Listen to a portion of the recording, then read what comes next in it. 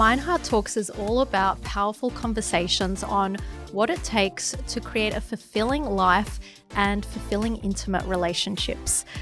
In order to kick off the show, I thought it might be great for you to get to know me a little bit more, what I do as a relationship coach, and how I got here. So today, the first interview will be with me.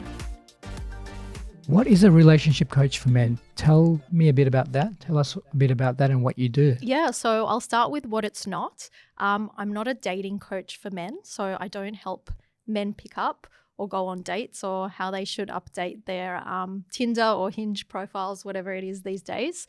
However, what I teach men, even if they're single men who are coming into the program, is how to be more attractive to women, how to connect with women more. And it's not with any tools or tricks or, different manipulation strategies, but it's to be more connected with themselves. So they bring in the right woman into their life, because for men, it's actually very easy to meet the right woman, to find love. So for single men, that's what I do. But essentially, the purpose of my business is to help men save their marriage, to create a passionate, lasting connection so that they can grow in love together and avoid divorce. Right. So it seems to me to be a very niche area that you're focusing on.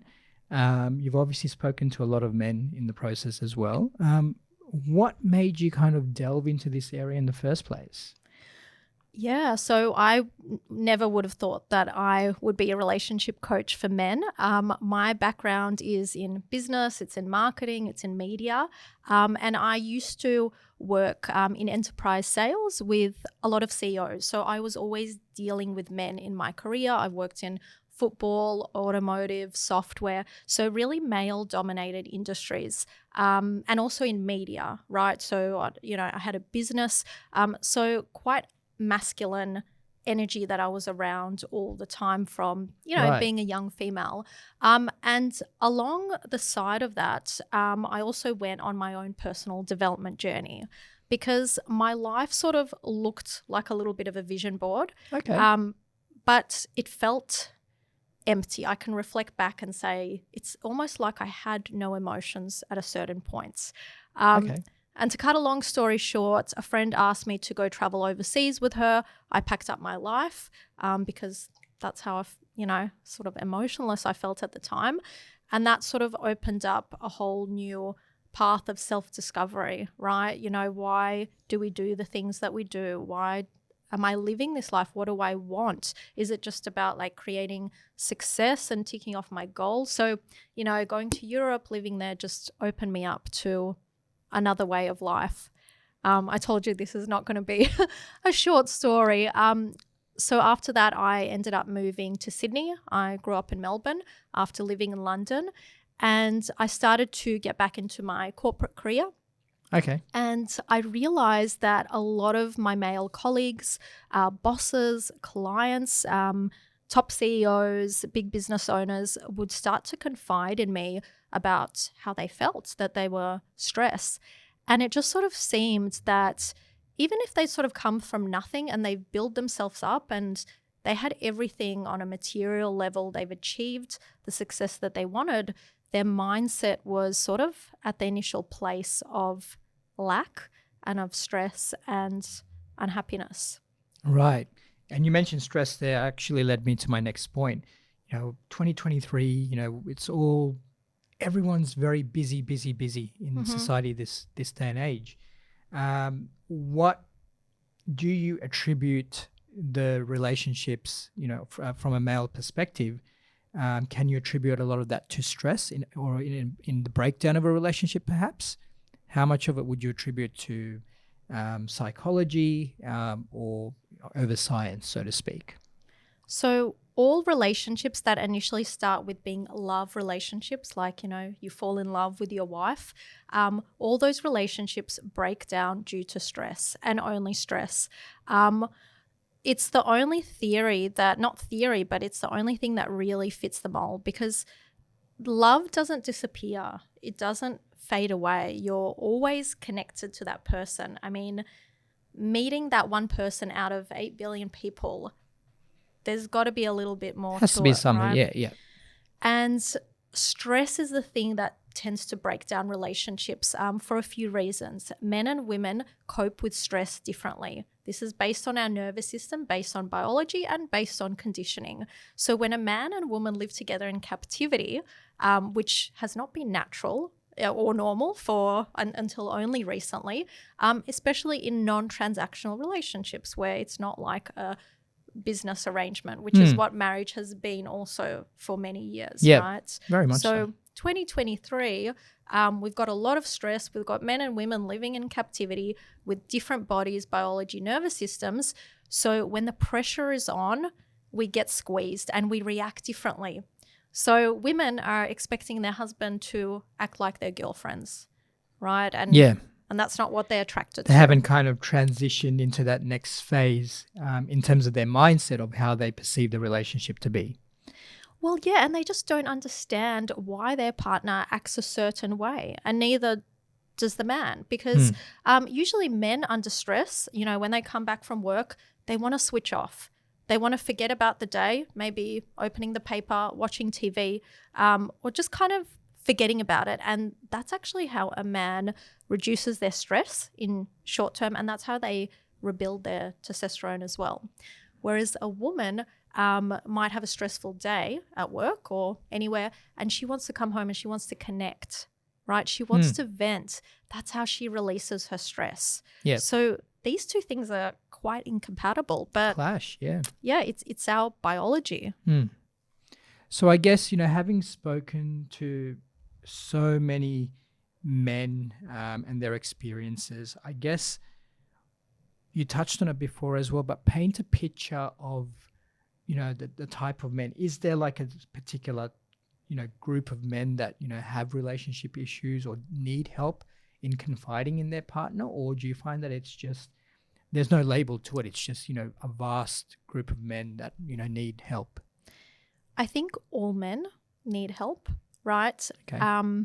At different levels, because we're still understanding what this new relationship is, right? With different cultures, with different, sexes, with a man and woman, and how to keep that relationship going over a lifetime. I don't think past generations have ever done this before. Yeah. So this is a new frontier of people wanting lasting love, connection, passion, right? Not just to buy a house, have kids, and then pass away after they pay taxes, right? Yeah, I think we've been traditionally conditioned to go to that script, meet the love of your life, buy the house, buy the house, have kids, and then live happily ever after. But things don't always go according to script. And I think, one thing that you touched on there is you need to be able to kind of adapt. Both partners need to be able to adapt at different phases of life. And I think this is the, where a lot of relationships can come unstuck, or the stress starts to creep in, because if you're not on the same page, then it's very difficult to have that connection. So relationships are challenging as it is, but to be able to adapt in different phases, whether it's getting a new job, whether it's starting a new passion or a hobby, everything, subliminally affects the other partner as well. Yeah. And sometimes because any change is tension, right? And that's stress, even if it's a good stress, right? If someone starts to have a big breakthrough in their business and becomes really successful, a lot of those marriages fail as well. So it's not just the negative stress, but it's just change, basically. You're right. So it doesn't necessarily have to be a negative aspect of life. It can be something positive that's happened in life. But because it's created that change, then it, just kind of disrupts that script, so to speak. So it causes that difficulty. I guess I can kind of resonate. And look, that's why I kind of initially connected with you as well. Because I had that resonance and I thought, okay, well, this sounds very interesting in what you do. And I was, keen to delve a little bit deeper to see, how that kind of mindset came about. And I think it is a very common issue these days, especially for men, to be able to, continuously adapt to a relationship. So I guess, with, one of the things that I've read in what you do is the Mind, Heart, Life Mastery. I guess tell us a bit about that, describe what it is and give us a bit of an idea how that kind of how that pattern kind of can resonate to someone's relationship, a man's relationship. Yeah. So my program is called the Mind Heart Method. And there's 3 phases of it, which you touched on. So the mind is the first phase, right? It's like level 1, where we start to unpack the emotional baggage, where a man starts to understand his mind and how to control or how to work with his thoughts and emotions, because men have never been told what to do with their emotions. For centuries, they've expressed them, and that's been quite violent, and is still today very violent. We have a huge domestic violence issue in Australia. We've still got wars going on, and this is not in any way blaming men. It's just there's never been another outlet.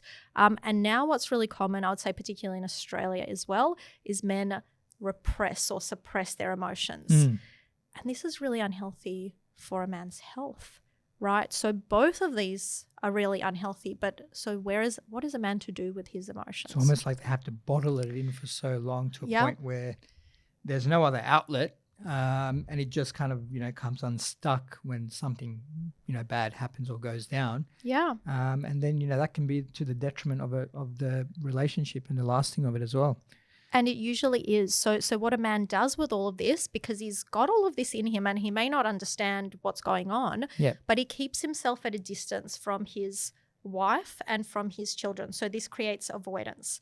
And women really need connection. But if a man has all of this negative emotion going on, it's like he creates space. So what we do in the first level is we start to clear the basement out. We start to clear out the garage, and the guy begins to let it go. So if he's gone through something painful, if it's been a really long-term relationship, we need to let go of the baggage to understand himself, why this has happened, before he can start to learn, the next phase, which is the heart, right? Which is relationship skills, which is how to connect, which is how to create lasting attraction, magnetism, and love, even if he's been with the same woman all of his life, right? It's still possible to feel the same way about someone, pretty much the same as you first met them. Yep. So I guess another thing that I read as well, and this was I was very interested in kind of hearing your thoughts on this, is instant EQ. How does a man obtain this? Because it seems like a bit of a secret to the whole recipe of a successful relationship. Yes, that's a good one. So it's really hard to teach a man or someone who's very left brain. So most men are a little bit more left brain logical. Even a man's brain works differently to a woman's brain. There's different gray matter, there's different white matter. It's based on thousands of years of survival and the nervous system, right? Yep. The way that we live now is extremely new, and our nervous system and our biology hasn't really adapted. I don't know if it should, but that's currently what's going on. So the reason why my program works really well is because I teach men how to access their gut instinct or their intuition, right? So they don't have to share their whole life story. This is not therapy, even though we use very therapeutic tools. And this is the way that they can understand a completely different species that lives with them, which is their wife, right? Because, as we've touched on, our biology is different, our reactions are different, particularly under stress. So I teach men a tool which is how to tap into instant intuition, how you can literally step into your wife's shoes. I know that can sound a bit scary, and know what she's feeling and thinking. So you don't have to try and logically understand a woman, because, to be honest, that's very difficult. Yeah. Right? Almost impossible at times, I'd imagine. So a man doesn't have to be sensitive, emotional. He doesn't have to be a woman, but he has a tool where he can tap into her energy, to tap into understanding and have empathy for someone. It's accessing a part of their brain, which is not logical. So it's tapping into a creative part of your brain. Right. And anyone can do it. Yeah. Okay. And I guess what I was going to ask is this why men constantly lose themselves in a relationship? Is it because they try and tap into this logic too much and unsuccessfully, because that is not the right way to go about it? Look, some men lose themselves in a relationship. I don't know if that's the word. It's more often, especially when they've been married for a while, they have kids, they sacrifice themselves to their work, to their family, to the needs, to providing, to all these types of things. And the way they cope with stress is to disconnect from their emotions, right? Yep. Difficult things, they disconnect, they switch off, Yep. which works short term. It worked for, the hunter ancestors. It was Yep. great when you're out trying to kill something and switching off from fear. Great. But it's a bit of a Band-Aid solution, isn't it? Well, it's a Band-Aid, and it doesn't work when you're living with a woman, right? So there's so much to this. I almost lost my trail of thoughts. So essentially, in terms of losing yourself, it's about the man reconnecting to himself, right? And we've got all these different things society's telling us now where, masculinity is wrong, where you have to be less avoidant, where you have to talk to your partner. But a lot of these things actually drop a man's testosterone. So it's not his happy hormone to constantly be sharing his feelings. Yeah. It can weaken his drive. It can make his partner less attractive to him. So it's not so much about being the man that she wants him to be. It's about him rediscovering himself and trusting himself again so that he can be the leader in the relationship, because that's his role. Yeah. And I guess, from experience, having come from a relationship that broke down with kids involved as well, one of the things, after it had all happened, one of the things that I looked back on was how much had I changed after the relationship compared to before the relationship or at the very beginning of the relationship. And it was outstanding. Like, it was just so much that, you change over time. It was obviously a culmination of, growth and, aging as well, and maturity coming in, but also, the fact that you've spent so long with someone that you've intrinsically become and, think like them, become like them, because you're so, you're constantly trying to, fit into their shoes and think from their, their perspective. And it's just, and I'd imagine that the longer you are with someone, the bigger that is the case as well. I mean, I guess, does your program kind of help for men to kind of reconnect with themselves, find out who they really are again, and then be able to put aside that trauma if they have gone through a breakup to kind of, let their guard down for another relationship in the future?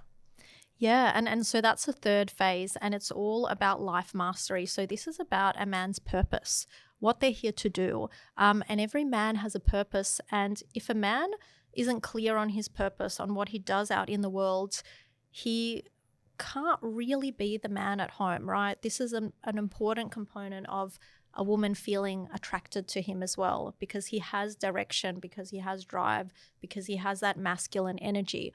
But at the same time, if a man is too externally driven and he doesn't have the nurturing in his home life, then he's using a lot of his energy and resources to push, right? So that's why a lot of entrepreneurs can have burnout, because they neglect their relationship. They don't have that, for males, they don't have that woman at home bringing them back into balance with their hearts, right? So that's why my program is the mind-heart method, because for a man, it's connecting their minds and their hearts. And that's really the next step in evolution for us as a human species, and for men, because masculine energy without heart can cause a lot of damage, right? It's like technology. Is it good or is it bad? Well, it depends in whose hands and what level of consciousness they're in.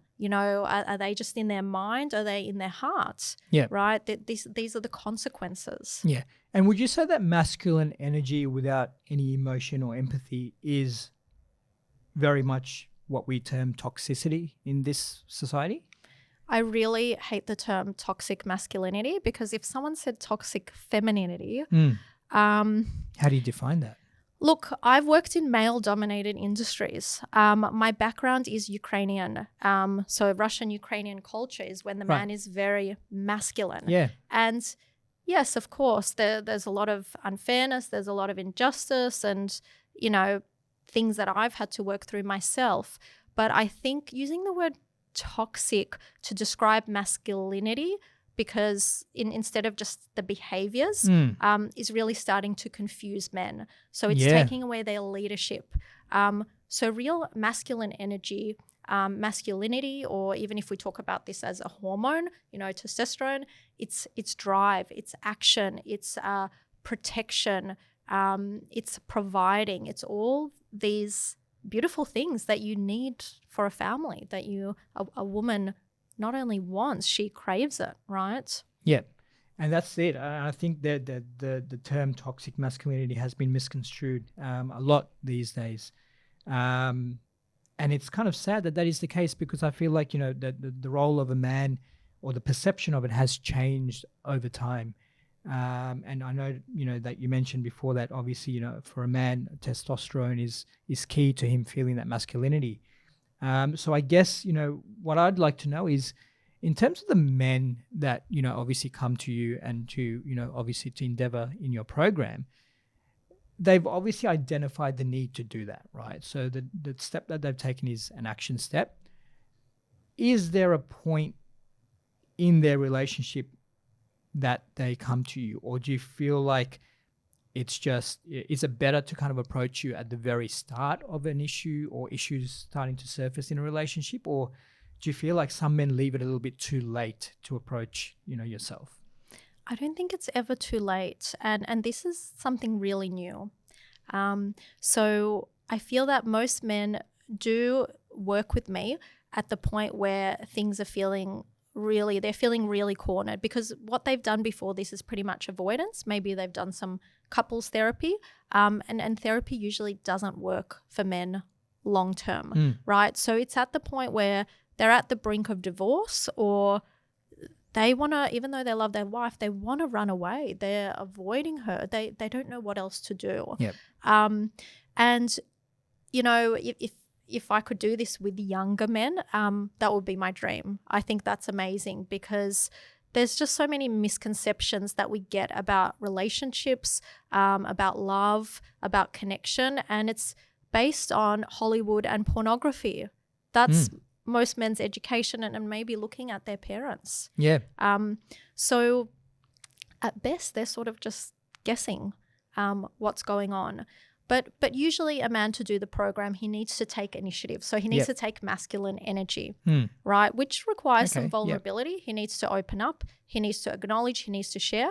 But then he needs to commit to himself, right? And he needs to have a level of confidence that he is able to create the change that he wants for himself in his life. Right. So really is identifying the need to obviously, take that path and obviously change for the better. One of the things you mentioned before, to do with age, is there a specific age bracket that you find that men approach you in terms of, wanting to obviously, to reconnect with their partner? Yeah, look, usually the men that I work with, they're mature-minded, right? They've usually been married, so even if they're late 30s is probably the youngest men that I work with in the Mind-Heart Method. It doesn't say that I wouldn't work with younger men. I would love to, but usually men come to this stage after having kids, after being in a long-term relationship, or maybe, recently married but already starting to feel disillusioned. So most commonly it's men in their 40s. Right. Or late 30s. Okay. I know that a lot of the focus has been on men who are obviously going through difficult relationships and trying to kind of, see that silver lining. But what about for those men, perhaps such as me, that have actually gone through the breakup, have separated? What do you offer in terms of, men like us? Yeah, no, I think it's so good for a man after he's had a breakup or a separation to do this program, because the thing is with men, they can sort of move on a physical level quite quickly, even if that means jumping into a relationship, right? Because for a man to have a woman's energy, right, to have those kinds of hormones around him is very life-giving. It's nurturing. My premise is that a relationship, a committed, monogamous, loving relationship is really the container for a man's growth success in the world, right? Yep. So it's really important that a man doesn't stay single for too long. Mm. He needs time to recover, of course, or doesn't stay a bachelor too long. Yeah. And that's something that scares me. That's actually something that I've thought about recently. So I've been separated for 2 years to the day almost. Yeah. And I was just doing some recollection the other day. I was like, wow, that's actually the longest that I've ever been single. Don't get me wrong, it's great. How's it feeling? It's interesting. It's given me the opportunity to really grow in the 2 years as well. Yeah. My own personal journey. It started, as with any kind of separation, it started obviously very difficult. A lot of, looking into oneself, what one could have done to make things better or to go down the other path. Personal situation was a little bit more complex because there was obviously kids involved. Got very messy in terms of, having to go through to family court as well for custody. Emotionally was very draining. Mentally was very draining. Mental health was very weak leading up to the breakdown of the relationship. For me, it was very difficult. And look, that obviously played a part in the breakdown as well. But then it was like a bit of a light bulb moment. I really can't explain it, but once the separation happened, I almost told myself I needed to wake up and really look after myself, because I had always been the kind of person that was very giving in a relationship. And I gave so much to the point where I felt like I almost lost myself, my values, my core intrinsic values. And that effectively brought out a lesser version of me, not my best version. So for me, after the separation, I was able to reassess and look, I'm usually a very emotional person, but I was able to really tap into my logical side. And I was able to kind of assess my situation, not just in terms of relationship, but also career as well. Relationships, in terms of friendships, every relationship that I had, and everything in terms of spirituality, and just mental health. A focus on mental health was the biggest thing. I was able to kind of identify what I needed to do and lay the foundation there in the first few months after the breakup, to which I'm still doing now. And look, health and fitness was a big part of that. For me, I felt that if I felt that I looked better, felt better, it would intrinsically help me just be a better version of myself as well. I've managed to lose 30 kilos in the process, which I'm quite proud of, because that's not an easy thing to do. And for me, I'm constantly telling myself as well that it's a work in progress. I don't think anyone ever wants to stagnate in life. No. I think you always want to feel like you're improving, you're getting better in every aspect and facet of life as well. So for me, look, it's been a great journey. And look, I guess for me, in a very roundabout kind of way, that the separation for me personally was one of the best things that happened to me, because it really was a wake-up call for me. But in saying that, I'm mindful as well. I never wanted to be that guy that was, single in the mid to late 30s. I always saw myself as, and this was probably looking at my parents and looking at them as a bit of a pinnacle in relationships, wanting to be that guy that had the kids, had the family, going to that script that we spoke about before, and having that partner in life that you can share every experience and facet of life with. Didn't quite go to script, but in saying that, look, I think, ideally the main goal for me is to find that, that special person to share life with. But I think that's such a great goal to have, because not a lot of young men would necessarily say that right now, because there's a huge culture of, I think, this dating world of like trying to manipulate women and trying to validate self based on ego or external things. And that's taking you so away from real masculinity. Yeah. Right? Which is needing that female energy and coming together. Yeah. For me, I find I don't like dating at all. I really find it quite, I don't know, intrusive almost, because you're letting a lot of people know about yourself. And I'm generally a very, when it comes to emotions and stuff, I generally try to keep it as private as I can. I don't really speak about, the stuff inside of me. Yeah. It's another one of my weaknesses though, so I've got to work on that. But I guess for me, I've struggled with dating because it's never something that I've done. I've always fallen into a relationship and I've made it happen for a sustainable amount of time. So it's been well, I think the people that are good at dating, I don't know if this is a good quality because it means that you're really good at impressing other people on a surface level, but you're never really going into real intimacy, which is why you're saying you're not good at dating, because what you're looking for is intimacy. You're looking for a deeper connection. Yeah. Which you won't have that with every single person. So exactly. I actually see that as a good thing. Yeah, and I think that's one of the things I'm really focusing on. So whilst I'm well aware that it's been 2 years, I also know that these aren't things that you can rush into as well. Yep. So for me, look, it's obviously identifying the right connection, but also the key to it is not letting my past experiences affect a potential next relationship as well, which I think that would be the saddest thing to come out of it. If I really put my wall up and really block someone worthy of entering my life. So I'm very wary of that as well, not letting that happen. But look, at the moment, I'm just kind of enjoying it for what it is, focusing on myself. Don't focus on yourself for too long though, right? Yes. And I think it's such a good point that you mention, and that takes a huge amount of self-awareness to say, I've grown. You've grown in the last 2 years. You've sort of done your time. You've done the deep work, and pain is never in vain if we can transform it. That's where we grow, right? That's where the magic happens. But what happens to a lot of men after divorce or long-term breakup is they actually close themselves up from connection. Yeah, it's which is sad. It's really sad when that happens. I've heard many stories of that happening, and I don't want to be that guy. I really don't want to be that guy that loses all faith in, finding the one. I'm a bit of a old school, I wouldn't say romantic, but I have an old school mentality when it comes to things like that, and when it comes to love and romance and whatnot. So I don't want my experience to take me down that path now where that happens. So like I said, I'm very mindful of that. And I think especially for younger men, either, in your shoes who have been separated, divorced, or who have never really been in a long-term relationship, and they're getting a lot of the narrative about personal development and personal growth, which I think is a great thing, but I think it can also cause men particularly to look too much into themselves, right?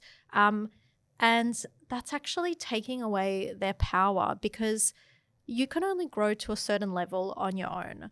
The real growth is going to start when someone else sees into you. That's where all your triggers come up. That's where your wounds come up. And then that is the real growth. Exactly. And that's what I realized when I got in touch with my, I guess, more of my spiritual side. I started doing things and looking into things that I never thought I would in my wildest imagination.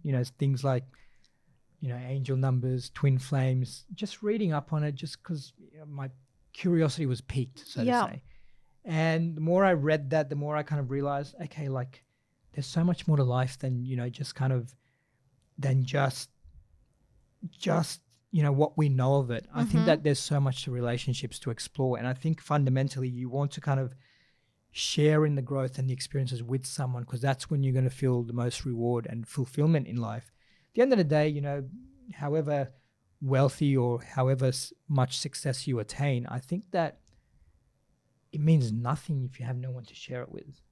And I think, that the best thing in life is being able to look back and say, I did this, but I did this with this person. And I think, that's always going to be the goal for me. So it is something that I am always, constantly looking at without also rushing into it as well. But look, the thing for me is the dynamics of what I'm looking for has changed now as well. Yeah. When I was a little bit younger, when I, obviously prior to meeting my ex-partner, I had a notion of what I was looking for. But now that I have 2 beautiful kids, I've understood that my next relationship can be a little bit different now, because I always wanted kids, so I felt like that relationship gave me that and fulfilled that requirement. Although it didn't quite go to plan, I will always have the kids.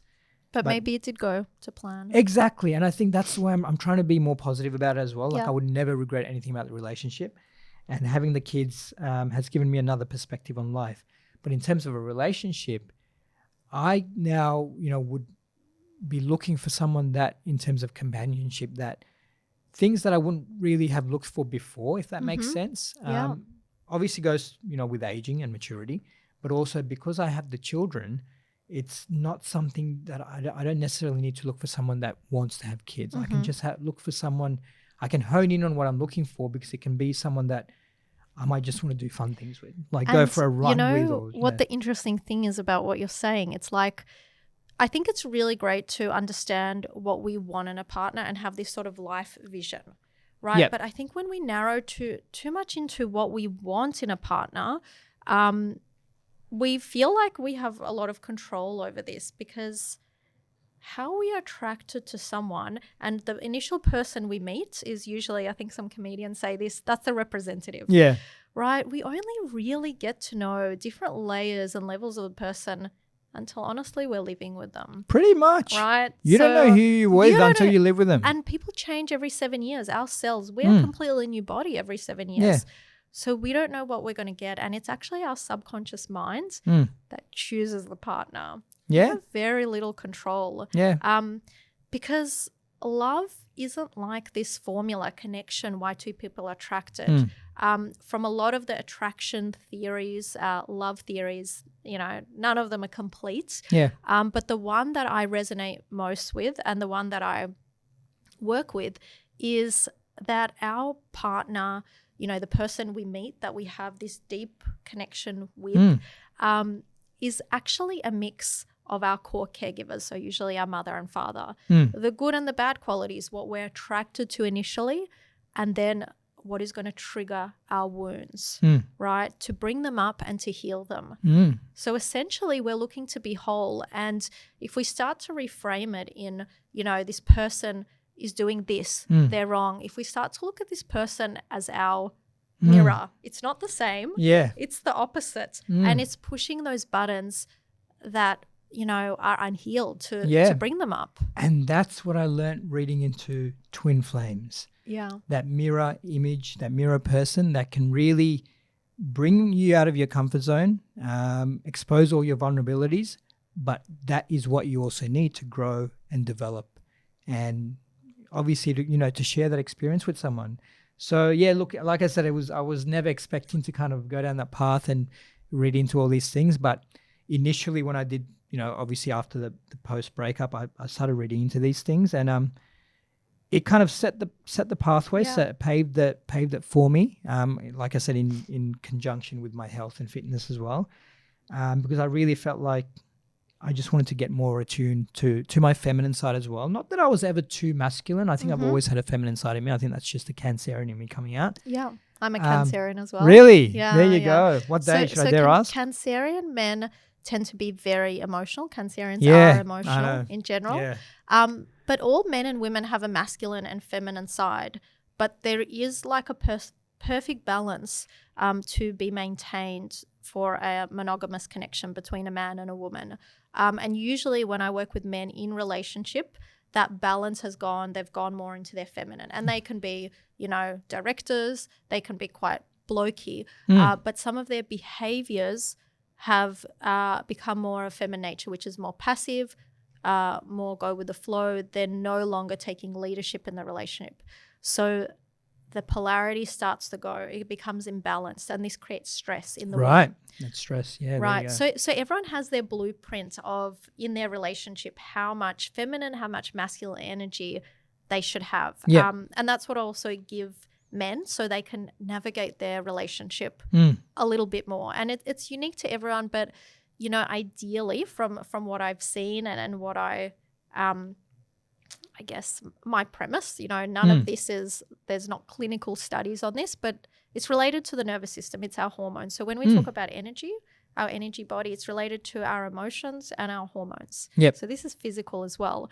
Perfect balance is for a man to be 60% masculine, 40% feminine.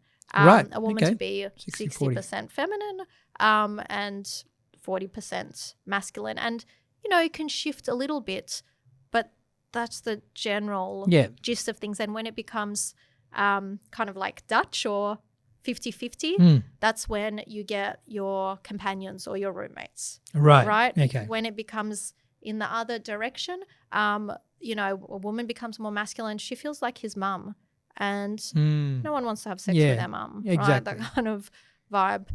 Or if a man is too much in their masculine, right? They're not in touch with their feminine energy at all. This can also be a really challenging relationship for a woman, because it's very hard to connect. Yeah. There can be a lot of attraction, but it is very hard to be in a relationship with this kind of man. So it's really important for him to open up his heart and to create that empathy and to actually know how to relate to a woman on that level. Yeah. And I think, that's definitely something that you learn over time as well. I think that experience helps. And I think, for a relationship, there's so many moving parts to it that you need experiences. And like I said before, I'm actually glad that I had the experience that I had, because it's evolved me in terms of relationships and really given me an idea of what not to look for and what I should be looking for as well. So I think relationships are always going to be challenging, but I think there's no bigger reward than a relationship that's fulfilling. Yeah, so 100%. That's our new frontier in evolution, right? It's relationships, it's love, it's the heart connection. It's how, men and women are going to live, or whoever it is, non-man, non-woman. But if that breaks down, our whole society is going to break down. Yeah, very much so, yeah. There is no happy, in love man who has a fulfilling relationship and then declares to go to war. Yeah. That doesn't exist. Okay? And the opposite as well. Like, if a couple is happy and connected, there will be no abuse. There will be no violence. There will not even be stealing off another person, because you're so fulfilled. It's just a happier life, and connected. happier world. Yeah. In general. So love makes the world go round. Yeah, I think relationships, this micro, the micro is how we sort of sort out the macro, right? If we can't sort out our relationship with ourselves, we can't sort it out with our partner. And if we can't sort out this domestic living situation, how are we meant to sort out our neighborhood, our country? How are we meant to sort out the world? That's what I was going to say. So time. would you say, based on what you obviously teach your clients as well, that you really need to love yourself in order to love your partner in terms of a woman? I think the word, like, loving yourself for a man, it's very difficult to understand this word. And I think it also can incline too much into the self. Yep. The man is the container for the woman, for the relationship, and the woman gives him love. Because if a man loves himself too much, there's not that much space for anyone else. But I think it's more, the word is to develop a relationship with yourself, to build self-trust, and to begin to listen more to yourself, so you make the right decisions for your relationship, for your family, instead of being sort of distracted by the outside noise, because we have so much outside noise that is really deteriorating our relationships. Yeah. Even, when Facebook came on the scene, relationships were ruined from this external perspectives. Yeah. Right? I think we're very much batting on a very difficult wicket when it comes to relationships in 2023, in this generation. There's so much more external factors, and I think social media is just evil when it comes to relationships. And it'll get even more challenging. And I think that's why, the true relationships and the ones that do work out will just put in that extra effort. But we'll also understand the aspect of being able to cultivate a connection. I think you can have that connection there, but you need to constantly cultivate it and, grow with it. Otherwise, it's like going to the gym. If you stop going, you're not going to keep your body, right? Exactly. So I think if, both people in a relationship identify that it is always going to be constant work, then I think you'll thrive. If you just kind of become stagnant and you're comfortable, get into that comfortable zone, which I felt is what happened in my relationship. There is going to be at least one dissatisfied person within the relationship, and I think that is always going to be a cause of concern. So look, nothing great ever comes out of if you don't put in the effort. So I think for a relationship to thrive, you've got to put in the effort. 100%. And that's why I'm so proud. Anytime a man reaches out to me on social media asking, about the program, sharing what he's going through, even if it's just to share, because that can help to understand where you're at as well. Some men don't even verbalize it to anyone or to themselves. So just sharing can, start to, I guess, clear up what's going on for them. But the men who do this kind of work, the first thing that I tell them is how much I appreciate what they're doing, because the work that they do isn't just about themselves. It's not just about their relationship or just their family. They're really changing consciousness. They're raising their consciousness. They're really changing the world. And the work that they do is going to impact their community, their kids, everyone for years and years to come. So I think it's amazing that men are starting to do this work. And I'm very proud of them. So you should be proud of what you do. And I guess how can men out there kind of reach out to you? What do they have to do to get in touch? And what's the steps to kind of, take that first step to them, embracing a relationship that's loving and caring and, going to fulfill their life for the rest of their lives? How can they get in touch? Yeah, so they can connect with me on LinkedIn, just under my name, Sasha Fedorovsky, or at my Instagram. I even have a TikTok account now. Nice. And they can just reach out. They can send me a DM. I'm a real human. I answer all the texts myself. And we can just have a conversation and start to understand what is going on for them to shed some lights. And then if they want to, they can learn a little bit more about the Mind-Heart Method and understand how it can help them. Amazing. Thank you so much, Sasha.